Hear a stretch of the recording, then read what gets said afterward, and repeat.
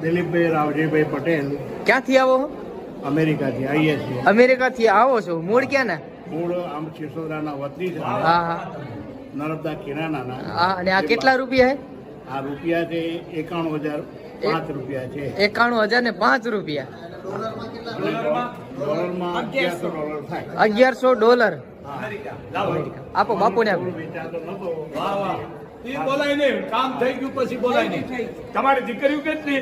દીકરી એક જ બાકી. દીકરી એક જ એક જ છે. પછી તમારી બેન, બેન નથી. પછી ફૈબા ભાઈબા નથી. બધું પતી ગયું.